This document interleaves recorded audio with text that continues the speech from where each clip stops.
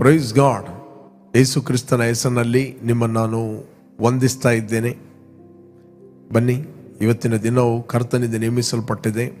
ಇದನ್ನು ನಾವು ಆನಂದ ಪಡೋಣ, ಸಂತೋಷ ಪಡೋಣ. ಬನ್ನಿ, ಸ್ವಲ್ಪ ಹೊತ್ತು ನಾವು ದೇವರ ವಾಕ್ಯವನ್ನು ಧ್ಯಾನ ಮಾಡುವ. ಎವ್ರಿ ಡೇ ನೀವು ದೇವರ ವಾಕ್ಯವನ್ನು ಧ್ಯಾನ ಮಾಡುತ್ತೀರಿ. ಪ್ರತಿದಿನ ನೀವು ದೇವರ ವಾಕ್ಯವನ್ನು ಮೆಡಿಟೇಟ್ ಮಾಡುತ್ತೀರಿ. ಹೇಗೆ ನಮ್ಮ ಶರೀರಕ್ಕೆ ಆಹಾರ ಬೇಕು, ಅದೇ ರೀತಿ ನಮ್ಮ ಆತ್ಮಕ್ಕೆ ದೇವರ ವಾಕ್ಯ ಬೇಕು. Praise God. ಯೇಸು ಹೇಳಿದ ಮನುಷ್ಯನು ಬದುಕುವುದು ರೊಟ್ಟಿ ತಿಂದ ಮಾತ್ರದಿಂದ ಅಲ್ಲ. ಅದರ ಅರ್ಥ ರೊಟ್ಟಿ ಬೇಕು, ಅದು ಶರೀರಕ್ಕೆ. ಬಟ್ ದೇವರ ಬಾಯಿಂದ ಹೊರಡುವ ಪ್ರತಿಯೊಂದು ಮಾತುಗಳಿಂದ ಮನುಷ್ಯನು ಬದುಕುತ್ತಾನೆ. Praise God. ಅದೇ ರೀತಿ ಊಟ, ರೊಟ್ಟಿ ಎಂಬುವಂಥದ್ದು ಅದು ನಮ್ಮ ಶರೀರಕ್ಕೆ. ಬಟ್ ನಮ್ಮ ಆತ್ಮಕ್ಕೆ ದೇವರ ವಾಕ್ಯ ಬೇಕು. ದೇವರ ವಾಕ್ಯವನ್ನು ನೀವು ಮೆಡಿಟೇಟ್ ಮಾಡಿದಾಗ ನೀವು ಆತ್ಮದಲ್ಲಿ ಪುಷ್ಟರಾಗುತ್ತೀರಿ.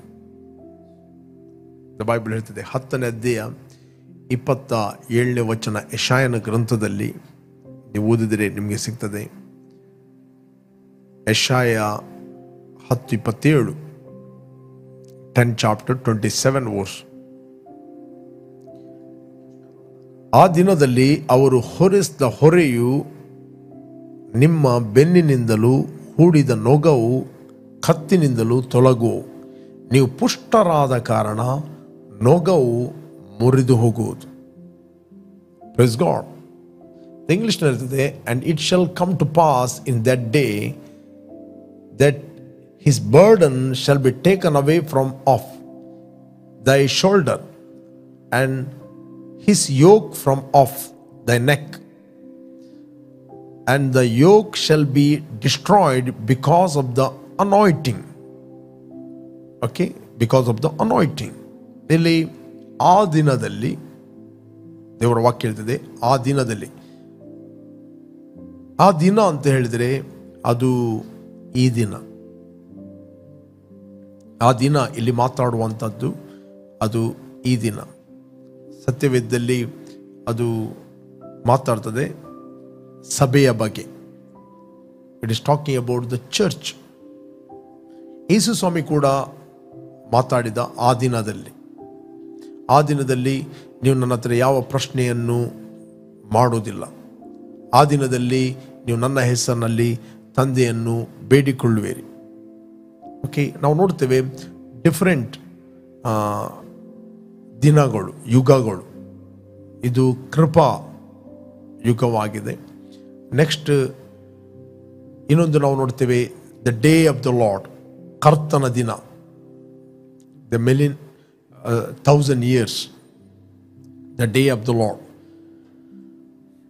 ಇಲ್ಲಿ ಮಾತಾಡುವಂಥದ್ದು ಆ ದಿನದಲ್ಲಿ ಅವರು ಹೊರಿಸಿದ ಹೊರೆಯು ನಿಮ್ಮ ಬೆನ್ನಿನಿಂದಲೂ ಹೂಡಿದ ನೊಗವು ಕತ್ತಿನಿಂದಲೂ ತೊಲಗುವು. ನೀವು ಪುಷ್ಟರಾದ ಕಾರಣ ನೊಗವು ಮುರಿದು ಹೋಗುವುದು. ಇಲ್ಲಿ ಬೈಬಲ್ ಹೇಳ್ತದೆ, ನೀವು ಅಭಿಷಕ್ತರಾದ ಕಾರಣ. ನೀವು ಅಭಿಷಕ್ತರಾದ ಕಾರಣ. Because of you are anointed. ಅದರ ಅರ್ಥ no one can put yoke upon you. Praise God. ನಿಮ್ಮ ಮೇಲೆ ಯಾವುದೇ ಒಂದು ಯೋಕ್ ಹಾಕಿದರೆ, ಅನಾಯಿಂಟಿಂಗ್ ನಮ್ಮ ಮೇಲೆ ಯಾವುದೇ ಯೋಕ್, ಯಾವುದೇ ನೊಗ ಬಿದ್ದರೆ ಅದು ತನ್ನಷ್ಟಕ್ಕೆ ಮುರಿದು ಹೋಗ್ತದೆ. Praise God. ಅದು ಯಾವುದೇ ಒಂದು ವಿಚ್ ಕ್ರಾಫ್ಟ್ ನಿಮ್ಮ ಮೇಲೆ ಪ್ರಯೋಗ ಮಾಡಲಿಕ್ಕೆ ಆಗುವುದಿಲ್ಲ. ಯಾಕಂದರೆ ನೀವು ಅಭಿಷಕ್ತರಾದ ಕಾರಣ. ನೀವು ಪುಷ್ಟರಾದ ಕಾರಣ ಅಂತ ಹೇಳಿದರೆ ನೀವು ಅಭಿಷಕ್ತರಾದ ಕಾರಣ. Praise God. ಯಾರು ಅಭಿಷಕ್ತರು? ಯೇಸುವನ್ನು ರಕ್ಷಕನು ಒಡೆಯನೆಂದು ಅಂಗೀಕಾರ ಮಾಡಿದ ಪ್ರತಿಯೊಬ್ಬ ವಿಶ್ವಾಸಿ ಆತನು ಅಭಿಷಕ್ತನು. Praise God. He is anointed. ನಾನು ಮೊದಲು ಕೂಡ ಹೇಳಿದ್ದೇನೆ, ಕ್ರಿಸ್ತನು, ಕ್ರಿಸ್ತ ಎಂಬ ಈ ವರ್ಡ್ ಗ್ರೀಕ್ ಪದದಿಂದ ತೆಗೆದ ಮಾತು ಇದು. ಕ್ರಿಸ್ತೋ ಅಂತ ಹೇಳಿದರೆ ಗ್ರೀಕ್ ವರ್ಡ್. ಅನಾಯಿಂಟೆಡ್, ಕ್ರಿಸ್ಟೋ ಅಂತ ಹೇಳ್ತಾರೆ. ಅದೇ ರೀತಿ ನಾವು ಹಿಬ್ರೂನಲ್ಲಿ ನೋಡಲಿಕ್ಕೆ ಹೋದರೆ ಮೆಸ್ಸಾಯ ಅಂತ ಹೇಳ್ತಾರೆ. ಇಂಗ್ಲಿಷ್ನಲ್ಲಿ ಓದಿದರೆ ಅನಾಯ್ಟೆಡ್ ಒನ್ ಹೇಳ್ತಾರೆ. ಕನ್ನಡದಲ್ಲಿ ಅಭಿಷೇಕ್ತನು. ಈಗ ಅಭಿಷೇಕ್ತನು ಯಾರು ಅಂತ ಹೇಳಿದ್ರೆ, ದೇವರ ವಾಕ್ಯದಲ್ಲಿ ನಾವು ನೋಡಲಿಕ್ಕೆ ಹೋದರೆ ಯೇಸು ಮತ್ತು ಸಭೆ ಒಟ್ಟಿಗೆ ಅದಕ್ಕೆ ಕ್ರಿಸ್ತನು ಅಂತ ಕರೀತಾರೆ. ಕ್ರಿಸ್ತನು ಅಂತ ಹೇಳಿದರೆ ಅಭಿಷೇಕ್ತನು. ನೀವು ಬಾರ್ನ್ ಅಗೇನ್ ಆದ ಪ್ರತಿಯೊಬ್ಬ ವಿಶ್ವಾಸಿ ಏನಾಗಿದೆ ಅಂತ ಹೇಳಿದ್ರೆ, ನೀವು ಅಭಿಷೇಕ್ತರು. ಆದ್ದರಿಂದ ಬಾರ್ನ್ ಅಗೇನ್ ಆದ ನಿಮ್ಮ ಮೇಲೆ ವಿಚ್ ಕ್ರಾಫ್ಟ್ ಅಥವಾ ಯಾವುದೇ ಬರ್ಡನ್, ಯಾವುದೇ ಸೈಟಾನಿಕ್ ಅಟ್ಯಾಕ್ಗಳು ನಿಮ್ಮನ್ನು ಅಟ್ಯಾಕ್ ಮಾಡಲಿಕ್ಕೆ ಆಗುವುದಿಲ್ಲ. ಮೂಮೆಂಟ್ ಯಾವುದೇ ನೊಗ ನಿಮ್ಮ ಮೇಲೆ ಬರ್ತದೆ, ಅದು ತನ್ನಷ್ಟಕ್ಕೆ ಅದು ಮುರಿಯಲ್ಪಡುತ್ತದೆ. This a spiritual truth. Praise God. ಆ ದಿನದಲ್ಲಿ ಅವರು ಹೊರಿಸಿದ ಹೊರೆಯು ನಿಮ್ಮ ಬೆನ್ನಿನಿಂದಲೂ ಓಡಿದ ನೊಗವು ಕತ್ತಿನಿಂದಲೂ ತೊಲಗವು. ನೀವು ಪುಷ್ಟರಾದ ಕಾರಣ ನೊಗವು ಮುರಿದು ಹೋಗುವುದು. ನೀವು ಅಭಿಷೇಕ್ತರಾದ ಕಾರಣ ನೊಗವು ಮುರಿದು ಹೋಗುವುದು. Praise God. Yes, KJV Kannada KJVಯಲ್ಲಿ ಅಭಿಷಕ್ತರಂತೆ ಬರೆಯಲ್ಪಟ್ಟಿದೆ. ಟ್ರಾನ್ಸ್ಲೇಟ್ ಇದ್ದರೆ ಹಾಕಿ KJV. ಓಕೆ, ಇಲ್ಲಿ ನಾನು ಓದ್ತೇನೆ, ಸ್ಕ್ರೀನ್ನಲ್ಲಿ ನೀವು ಓದ್ಬೋದು, ನೋಡ್ಬೋದು. ಆ ದಿನದಲ್ಲಿ ಅವರು ಹೊರಿಸಿದ ಹೊರೆಯು ನಿಮ್ಮ ಬೆನ್ನಿನಿಂದಲೂ ಹೂಡಿದ ನೊಗವು ನಿಮ್ಮ ಕುತ್ತಿಗೆಯಿಂದಲೂ ತೊಲಗುವು. ನೀವು ಅಭಿಷಕ್ತರಾದ ಕಾರಣ ನೊಗವು ನಾಶವಾಗಿ ಹೋಗುವುದು. Praise god. ನೀವು ಅಭಿಷಕ್ತರಾದ ಕಾರಣ. ಒಂದು ವೇಳೆ ನಿಮ್ಮ ಪಕ್ಕದಲ್ಲಿ ಯಾರಾದರೂ ಇದ್ದರೆ, ಯೇಸುವನ್ನು ರಕ್ಷಕನು ಒಡೆಯನೆಂದು ಅಂಗೀಕಾರ ಮಾಡಿದವನು ಇರುವುದಾದರೆ ಅವನಿಗೆ ಹೇಳ್ರಿ, ನೀನು ಅಭಿಷಕ್ತನು. You are ಅನಾಯ್ಟೆಡ್. ನೀನು ಅಭಿಷಕ್ತನಾದ ಕಾರಣ ಯಾವಾಗಲೂ ಮೆಡಿಟೇಟ್ ಮಾಡ್ರಿ, ನೀವು ಕ್ರಿಸ್ತನಲ್ಲಿ ಯಾರು ಅಂತ. ಈ ಸತ್ಯವನ್ನು ಮೆಡಿಟೇಟ್ ಮಾಡುವ ಬದಲು ಜನರು ಇವತ್ತು ಏನು ಮೆಡಿಟೇಟ್ ಮಾಡ್ತಾರೆ ಅಂದರೆ, ಸುಳ್ಳನ್ನು ಮೆಡಿಟೇಟ್ ಮಾಡ್ತಾರೆ. ನನಗೆ ಯಾರೋ ಮಾಟ ಮಾಡಿದ್ದಾರೆ, ನನಗೆ ಯಾರೋ ಹುಡಿ ಬಿಸಾಡಿದ್ದಾರೆ, ಯಾರೋ ನನಗೆ ವಿಚ್ ಕ್ರಾಫ್ಟ್ ಮಾಡಿದ್ದಾರೆ, ಯಾರೋ ನನ್ನ ಬಿಸ್ನೆಸ್ಗೆ ವಿಚ್ ಕ್ರಾಫ್ಟ್ ಮಾಡಿದ್ದಾರೆ. ಯಾರು ಇದೆಲ್ಲ ಮಾತಾಡೋದು? ಯಾರು? ವಿಶ್ವಾಸಿಗಳು. ಬಾರ್ನ್ ಅಗೇನ್ ಆದವರಿಗೆ ಕಲಿಸಲೇ ಇಲ್ಲ. ಏನಂತ ಹೇಳಿದರೆ, ಕ್ರಿಸ್ತನಲ್ಲಿ ನೀವು ಯಾರು ಅಭಿಷೇಕ್ತರು ಅಂತ ಕಲಿಸಲೇ ಇಲ್ಲ. ಇಲ್ಲಿ ಪ್ರಾಬ್ಲಮ್ ದೇವರ ಪ್ರಾಬ್ಲಮ್ ಅಲ್ಲ. ಇಲ್ಲಿ ಪ್ರಾಬ್ಲಮ್ ಏನಂದ್ರೆ ತಿಳುವಳಿಕೆಯ ಪ್ರಾಬ್ಲಮ್. ತಿಳುವಳಿಕೆ ಇಲ್ಲದೆ ಇರುವಂತಹದ್ದು.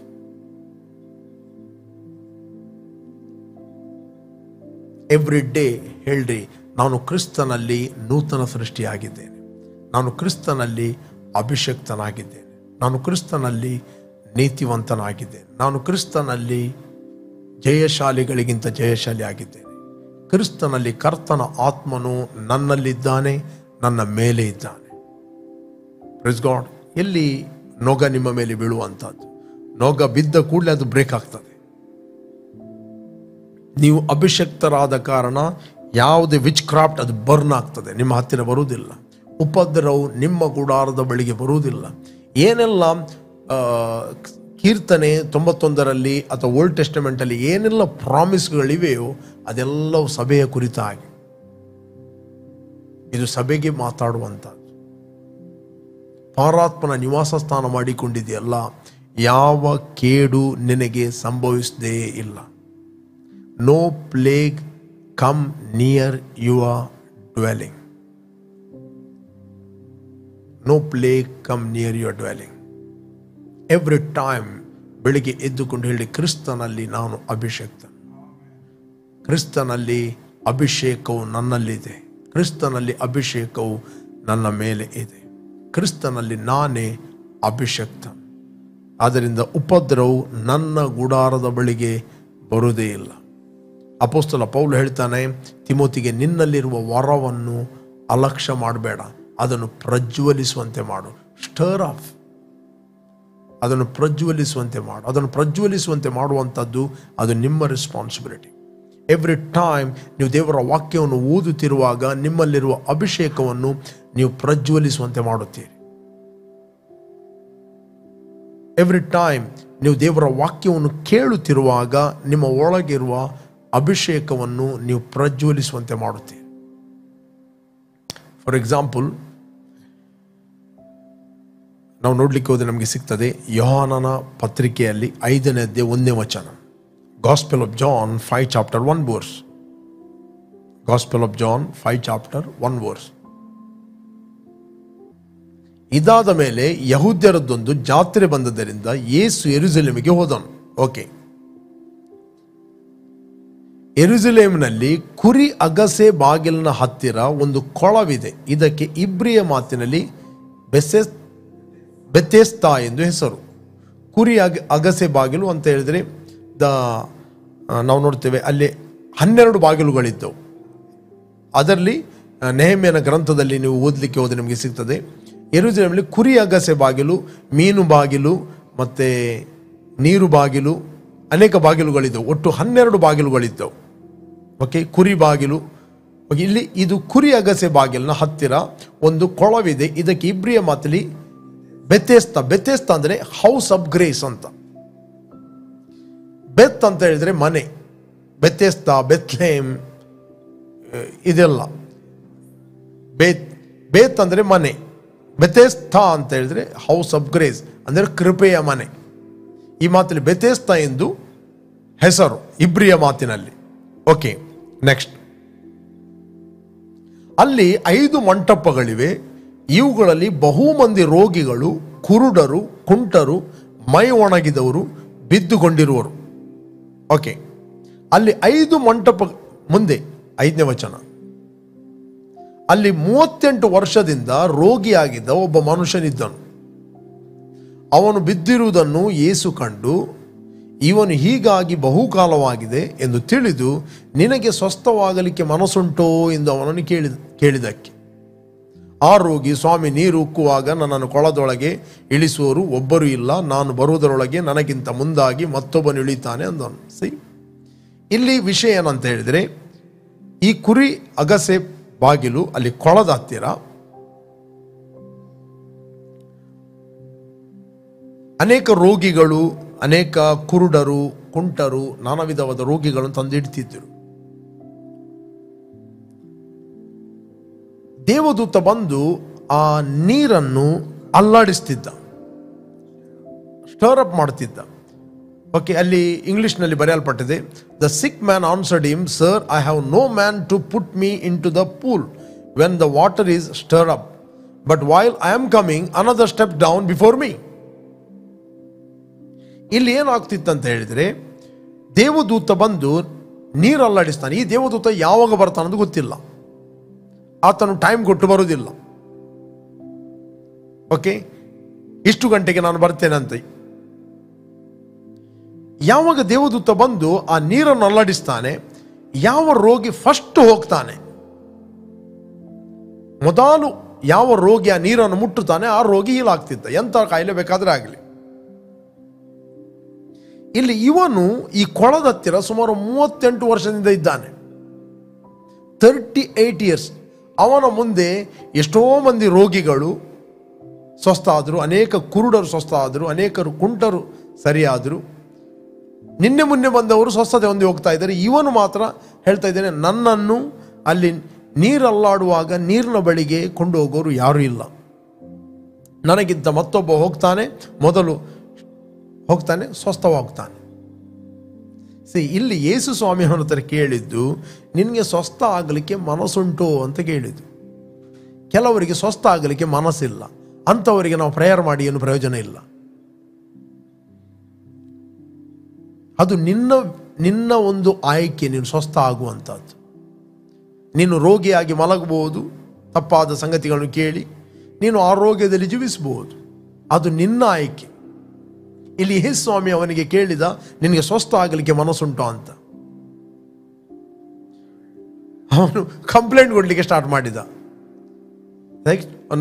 ನನ್ನವರು ಯಾರು ಇಲ್ಲ, ಗುಣ ಮಾಡುವವರು ಯಾರಿಲ್ಲ, ನನ್ನವರೆಂಬವರು ನೀರಿನಲ್ಲಿ ಕೊಂಡು ಹೋಗೋರು ಯಾರಿಲ್ಲ.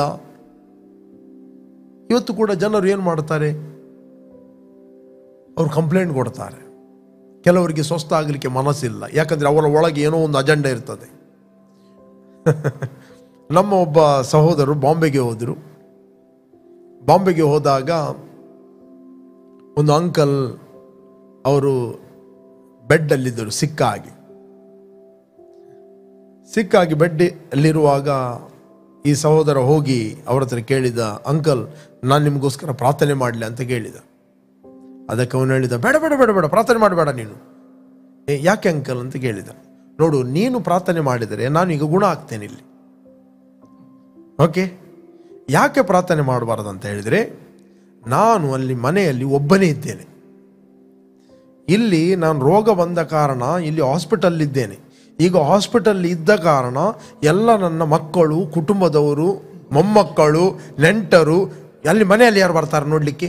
ಇಲ್ಲಿ ಎಲ್ಲರೂ ಬರ್ತಾರೆ ನೋಡಲಿಕ್ಕೆ. ಅಂಕಲ್ ಹೇಗಿದ್ದಿ ಅಂತ ಫ್ರೂಟ್ಸ್ ತಂದು ಕೊಡ್ತಾರೆ. ಓಕೆ, ಊಟ ತಂದು ಕೊಡ್ತಾರೆ, ಬಂದು ಕೂತ್ಕೊಂಡು ಮಾತಾಡ್ತಾರೆ, ಯಾರಾದರೂ ಒಬ್ಬರು ನನ್ನೊಟ್ಟಿಗೆ ಇರ್ತಾರೆ. ನಾನೊಂದು ವೇಳೆ ಗುಣ ಆಗಿ ಮನೆಗೆ ಹೋದರೆ ಯಾರು ಇರ್ತಾರೆ ಅಲ್ಲಿ? ನಾನು ಕೆಲವು ದಿನ ಇಲ್ಲೇ ಇರ್ತೇನೆ. ಅದಕ್ಕೆ ಈ ಸ್ವಾಮಿ ಇಲ್ಲಿ ಈ ವ್ಯಕ್ತಿ ಕೇಳ್ತಾನೆ, ನಿನ್ಗೆ ಗುಣ ಆಗಲಿಕ್ಕೆ ಮನಸ್ಸುಂಟು ಅಂತ. That's all.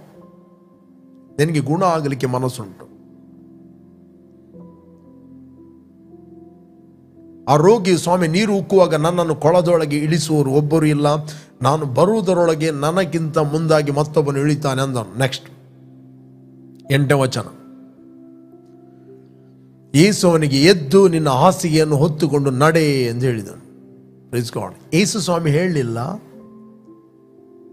ನೀನು ಎದ್ದುಕೊಂಡು ನಡೆ ಅಂತ ಹೇಳಲಿಲ್ಲ, ಹಾಸಿಗೆಯನ್ನು ಹೊತ್ತುಕೊಂಡು ನಡೆ ಅಂತ ಹೇಳಿದ. ಹಾಸಿಗೆ ಇದ್ದರೆ ನನ್ನೊಂದು ಮನಸ್ಸು ಬರ್ತದೆ, ಪುನಃ ಸ್ವಲ್ಪ ಹೋಗಿ ಮಲಗುವ ಅಂತ. ಅಲ್ಲಿ ಅದು ಯೇಸು ಮೊದಲು ಹೇಳಿದ, ಹಾಸಿಗೆಯನ್ನು ನೀನೇ ಹೊತ್ತುಕೊಂಡು ಹೋಗ್ಬೇಕು, ಬೇರೆಯವರಲ್ಲ. ಯೇಸು ಅವನಿಗೆ, ಎದ್ದು ನಿನ್ನ ಹಾಸಿಗೆಯನ್ನು ಹೊತ್ತುಕೊಂಡು ನಡೆ ಎಂದು ಹೇಳಿದನು. Okay, next. ಆ ಕ್ಷಣವೇ ಆ ಮನುಷ್ಯನು ಸ್ವಸ್ಥನಾಗಿ ತನ್ನ ಹಾಸಿಗೆಯನ್ನು ಹೊತ್ತುಕೊಂಡು ನಡೆದನು. Okay, next. ಈಗ ಸ್ಟಾರ್ಟ್ ಆಯಿತು ಇಲ್ಲಿ. ಆದರೆ ಆ ದಿವಸ ಸಬ್ಬಾತ್ ದಿನವಾಗಿತ್ತು. ಹೀಗಿರುವುದರಿಂದ ಯಹೂದ್ಯರು ಸ್ವಸ್ಥವಾದವನಿಗೆ, ಈ ಹೊತ್ತು ಸಬ್ಬಾತ್ ದಿನವಾಗಿದೆ, ನೀನು ಹಾಸಿಗೆಯನ್ನು ಹೊರುವುದು ಸರಿಯಲ್ಲವೆಂದು ಹೇಳಿದಕ್ಕೆ ಇನ್ನೊಂದು ಗುಂಪು ಇದೆ, ಕಂಪ್ಲೇಂಟ್ ಕೊಡುವ ಗುಂಪು, ತಪ್ಪು ಹುಡುಕುವ ಗುಂಪು. ಈ ತಪ್ಪು ಹುಡುಕುವವರಿಗೆ ಅವನು 38 ವರ್ಷ ರೋಗಿ ಆದದ್ದು ಬಿದ್ದು ಹೋಗಲಿಲ್ಲ. ಓಕೆ, ಅದೇ ಒಂದು ಸೇವೆ ಇದೆ, FFM ಅಂತ, ಫಾಲ್ಟ್ ಫೈಂಡ್ ಮಿನಿಸ್ಟ್ರಿ. ಅವನಿಗೆ ಎದ್ದು ಹೋದದ್ದು ಬಿದ್ದು ಹೋಗಲಿಲ್ಲ, ಅವನು ಸ್ವಸ್ಥ ಆದದ್ದು ಬಿದ್ದು ಹೋಗಲಿಲ್ಲ. 38 ವರ್ಷ ಮಲಗಿದ್ರು ಅವನು ತೊಂದರೆ ಇರಲಿಲ್ಲ. ಇವರಿಗೆ ಪ್ರಾಬ್ಲಮ್ ಏನಂತ ಹೇಳಿದ್ರೆ, ಇವನು ಸಬ್ಬಾತ್ ದಿನವನ್ನು ಅಲಕ್ಷ್ಯ ಮಾಡ್ತಾನೆ. ಸಬ್ಬಾತ್ ದಿನದಲ್ಲಿ ಮಾಡಬಾರದ ಕೆಲಸವನ್ನು ಮಾಡ್ತಾ ಇದ್ದಾನೆ. ಸಬ್ಬಾತ್ ದಿನದಲ್ಲಿ ಹಾಸಿಗೆಯನ್ನು ಹೊತ್ತುಕೊಂಡು ಹೋಗ್ಲಿಕ್ಕೆ ಹೇಳ್ತಾ ಇದ್ದಾನೆ.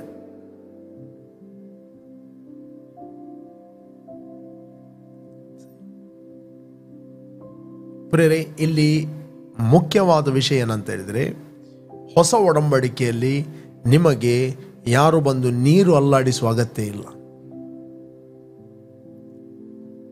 Praise God. ಹೊಸ ಒಡಂಬಡಿಕೆಯಲ್ಲಿ ನಿನ್ನಲ್ಲಿರುವ ವರವನ್ನು ಸ್ಟರ್ ಅಪ್ ಮಾಡು ಅಂತ ಹೇಳ್ತಾರೆ. ನನ್ನ ನಂಬುವವರ ಹೊಟ್ಟೆಯ ಒಳಗಿಂದ ಜೀವಕರವಾದ ಹೊಳೆಗಳು ಹರಿಯುತ್ತವೆ. ಇದು ಯೇಸು ಸ್ವಾಮಿ ಹೇಳುತ್ತಿರುವಾಗ ಆತನು ಶಿಲುಬೆಗೆ ಹೋಗಲಿಲ್ಲ. Price God. ಪ್ರೇರೆ, ಇವತ್ತು ದೇವರ ಅಭಿಷೇಕವನ್ನು ನಿನ್ನ ಒಳಗೆ ಇಟ್ಟಿದ್ದಾನೆ.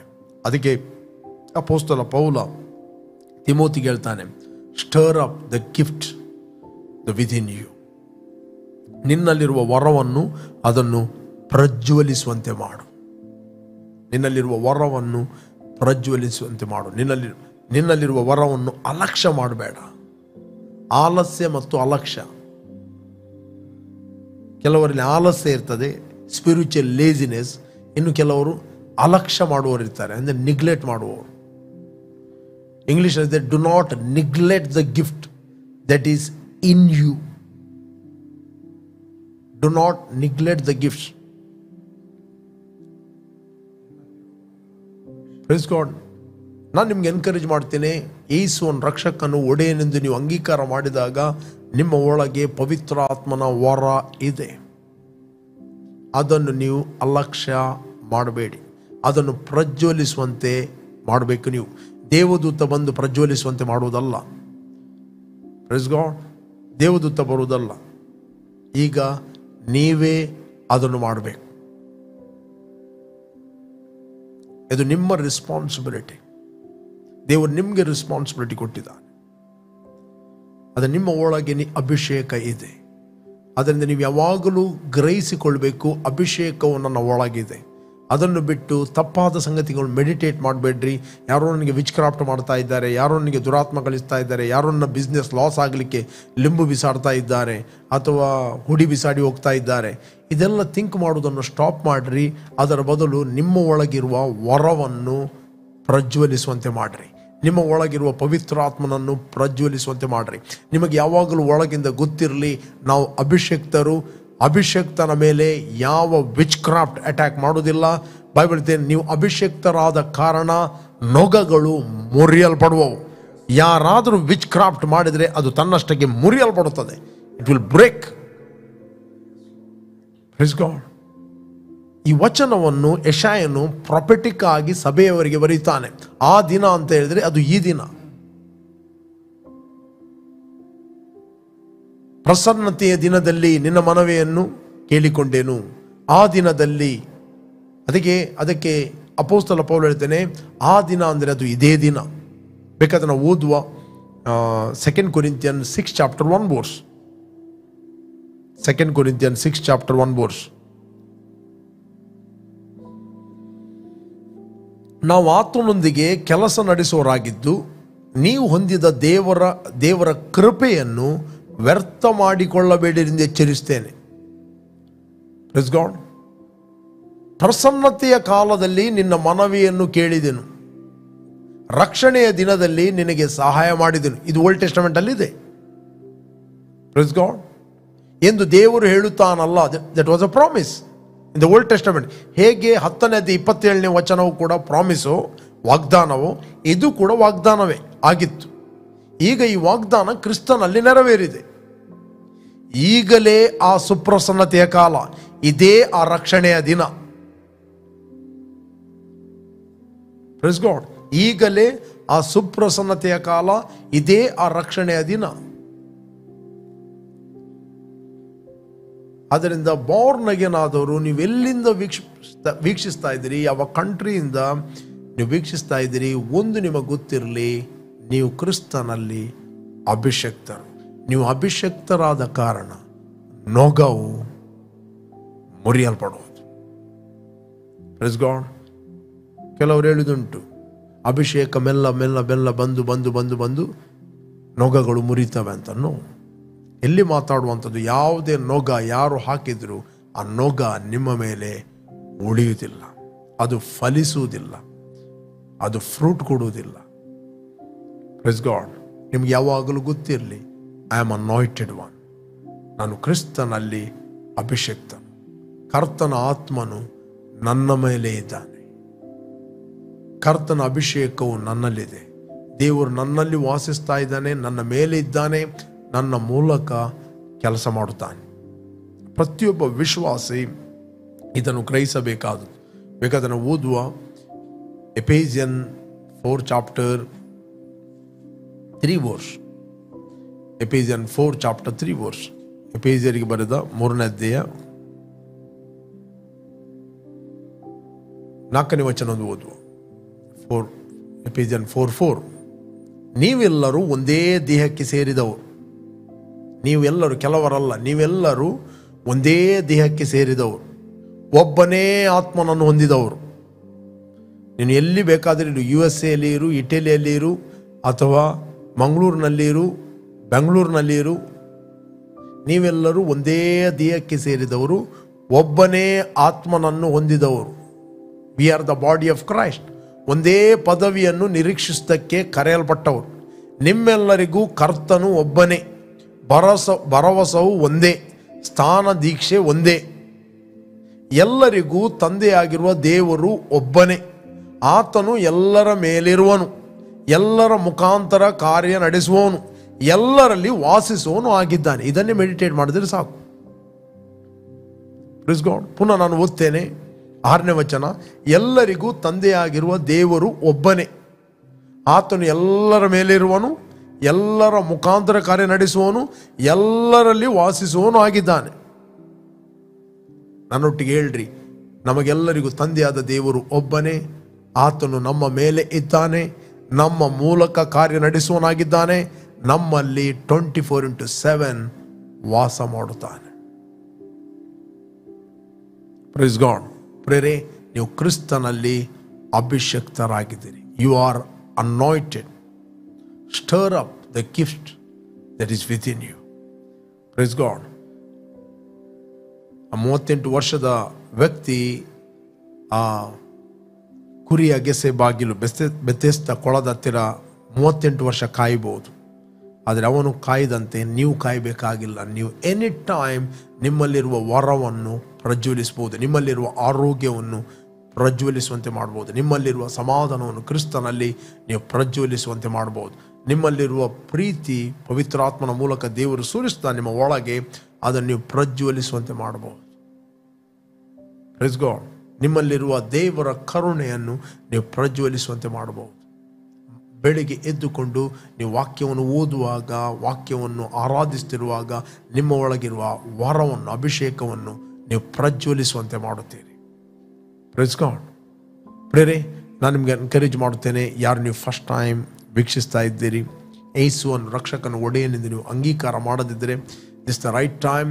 ಕಾಲ್ ಜೀಸಸ್ ಇನ್ ಯುವರ್ ಹಾರ್ಟ್. ನಿಮ್ಮ ಹೃದಯದಲ್ಲಿ ಯೇಸುವನ್ನು ಕರೆಯಿರಿ. ಯಾರು ಆತನ ಅಂಗೀಕಾರ ಮಾಡುತ್ತಾರೋ, ಅಂದರೆ ಆತನ ಹೆಸರನ್ನು ನಂಬಿಕೆ ಇಡ್ತಾರೋ, ಅವರಿಗೆ ದೇವರ ಮಕ್ಕಳಾಗುವ ಅಧಿಕಾರವನ್ನು ಆತನು ಕೊಟ್ಟಿದ್ದಾನೆ. ಇವರು ರಕ್ತ ಸಂಬಂಧದಿಂದಾಗಲಿ, ಕಾಮದಿಂದಾಗಲಿ, ಪುರುಷ ಸಂಕಲ್ಪದಿಂದಾಗಲಿ ಇವರು ಹುಟ್ಟಿದವರಲ್ಲ, ಇವರು ದೇವರಿಂದ ಹುಟ್ಟಿದವರು. ಆತನು ಅಂಗೀಕಾರ ಮಾಡಿದ ಪ್ರತಿಯೊಬ್ಬ ವ್ಯಕ್ತಿ ಆತನು ಅಭಿಷಕ್ತನಾಗಿದ್ದಾನೆ. Let's pray. Thank you Lord. ಭೂಮಿ ಆಕಾಶಗಳನ್ನು ಉಂಟು ಮಾಡಿದ ಸರ್ವಶಕ್ತನಾದ ನನ್ನ ತಂದೆ, ನೀನು ನನ್ನ ಮೇಲೆ ಪ್ರೀತಿಯನ್ನು ಮಾಡಿ ನಿನ್ನ ಒಬ್ಬನೇ ಮಗನಾದ ಯೇಸುವನ್ನು ನನಗೋಸ್ಕರ ನೀನು ಕಳಿಸಿದಿ. ಆತ ನನಗೋಸ್ಕರ ಕ್ರೂಜೆಯಲ್ಲಿ ಸತ್ತು ರಕ್ತವನ್ನು ಸುರಿಸಿ ಹೂಣಲ್ಪಟ್ಟು 3ನೇ ದಿನ ಸತ್ತವರ ಒಳಗಿಂದ ಎದ್ದು ಬಂದನೆಂದು ನಾನು ನನ್ನ ಹೃದಯದಲ್ಲಿ ನಂಬುತ್ತೇನೆ ಮತ್ತು ಬಾಯಿಂದ ನಾನು ಅರಿಕೆ ಮಾಡುತ್ತೇನೆ. ಯೇಸುವೆ ನನ್ನ ಕರ್ತನು. ನಾನು ನಂಬುತ್ತೇನೆ, ನನಗೆ ಬಿಡುಗಡೆ ಆಯಿತು.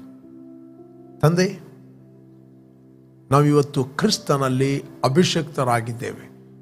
ನಾವು ಅಭಿಷಕ್ತರಾದ ಕಾರಣ ರೋಗಗಳು ನಮ್ಮನ್ನು ಆಳುವುದಿಲ್ಲ. ರೋಗ, ವ್ಯಾಧಿ, ಕಾಯಿಲೆಗಳು, ಹೊಟ್ಟೆಗಿಚ್ಚು, ಸಿಟ್ಟು, ಬಿಟರ್ನೆಸ್ ನಮ್ಮನ್ನು ಆಳಲಾಗುವುದಿಲ್ಲ. ನಾವು ದೇವರಿಂದ ಹುಟ್ಟಿದವರು, ನಾವು ಕ್ರಿಸ್ತನಲ್ಲಿ ಅಭಿಷೇಕ್ತರು, ನಾವು ಅಭಿಷೇಕದಲ್ಲಿ ನಡೆಯುವರಾಗಿದ್ದೇವೆ. Thank you Lord. We will walk in love, walking in authority, walking in dominion, walking in favor, oh God, by the power of the Holy Spirit of Master. In Jesus' name, amen, amen, amen.